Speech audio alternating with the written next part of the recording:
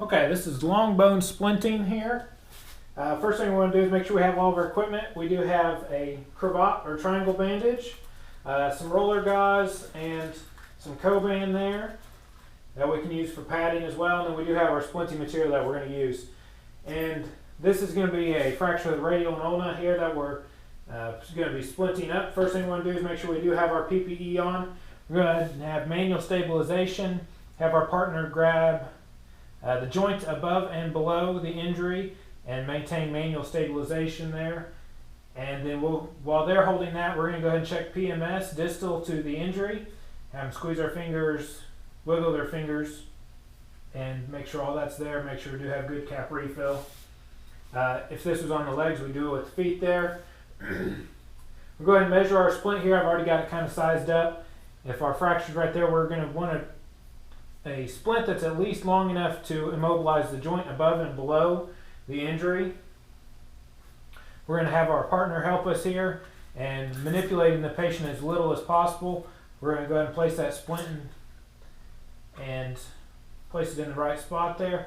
And I've also got it rolled up down here at the fingers so we can go ahead and wrap those fingers up and immobilize that hand as well. Once it's on the patient here, you're definitely going to need a couple hands to help you do all this and to do it without having to manipulate the patient and cause them any further injury. And we want to just secure it above and below the side of the injury.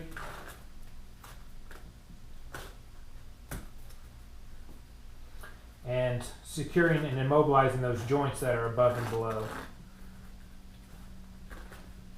Oops.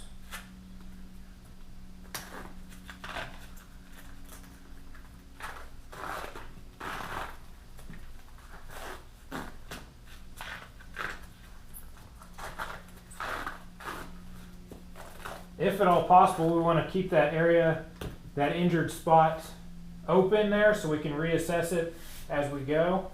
And then we also want to secure the entire injured extremity. If we can secure that to the body somehow, secure it down to our backboard, whatever we need to do.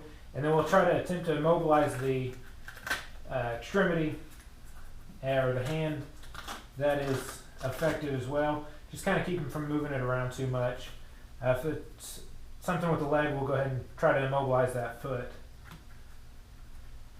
Once everything has been immobilized and secured, we'll go ahead and reassess PMS, checking that.